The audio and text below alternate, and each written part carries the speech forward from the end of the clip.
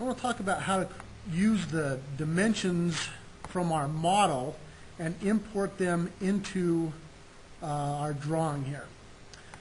And that is under Insert, Model Items, and it'll give us a dialog box here on the left. And I want to put them on the entire model, so all three of the views. And I'm going to select all, so it selects all of the items that I used to create the model. It'll bring in. So I'm just going to hit the check mark, and it will bring in all of the dimensions that were used on the model. Now notice that it puts them kind of where it wants them. So I'm going to just rearrange these a little bit. I'm going to bring them over here. Notice it has a snap on it. Okay, remember we set that up. So I'm just going to click that in. I'm going to bring this one across and snap it in, and bring this one across and snap it in. Up here I can rearrange these a little bit. If I zoom in a little bit, notice I've got the arrow going into the 0.276 from this dimension. I'm going to click on that little dot right there, and that will push the arrows to the inside. So now it clears that up. Notice also that as I click on these, that maybe isn't where I want the extension line to start. I can just click on that and bring them up to the top.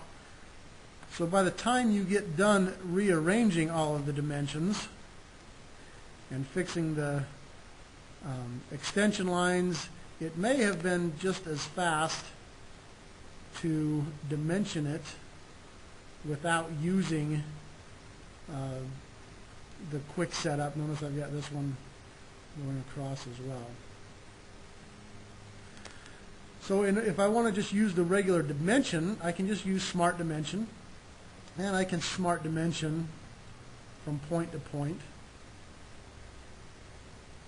If I want the diameter in there, apparently, let's go ahead and delete that out. I'm going to click on Edge to Edge. Now it'll give me the diameter symbol. So edge to edge, and now I have diameter symbol. All of the dimensioning is in one tool up here. So if I want a leader line on this circle, notice it'll bring the leader line out for me.